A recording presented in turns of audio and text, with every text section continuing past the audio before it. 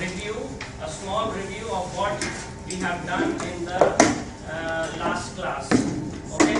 So basically, in the last class, we have said that the source of any kind of engineering, or the power behind engineering, or the thing that really drives engineering, the driving force behind engineering is energy, right? So since energy is such an important thing, so we started talking about making some observations from daily life, and then we came to a conclusion regarding the nature of energy. We have come up with what seems to be a law governing energy, right? And we made a very nice statement.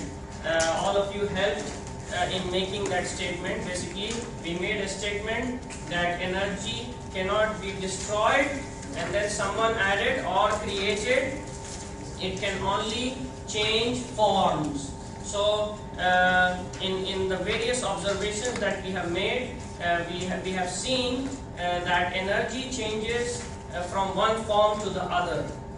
So, for example, in the case of the man dropping a rock from the side of a cliff, we have seen that the potential energy, the change in potential energy of the rock is converted to the change in kinetic energy, and so on and so forth. So from these observations from daily life, we have concluded that energy is really not destroyed, it changes forms.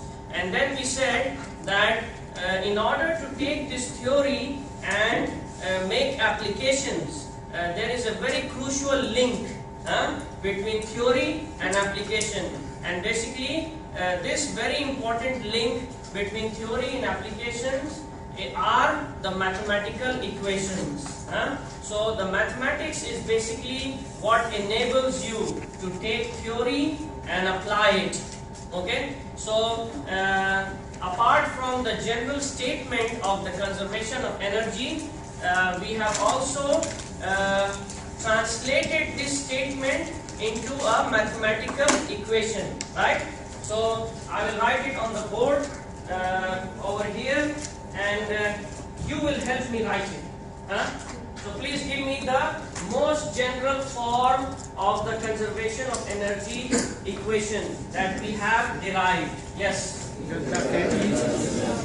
Delta E of the system is equal to E in minus E out.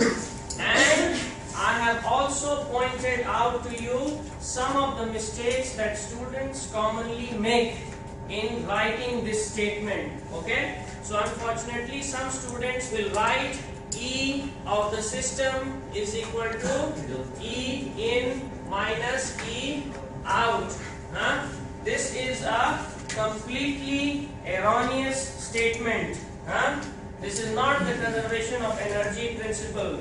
What this statement is basically saying, that the total energy of the system is equal to energy coming in minus energy going out of the system. Completely wrong. Some other students, they will put a delta over here, but they, for some reason, they like the delta so much that they put the delta everywhere.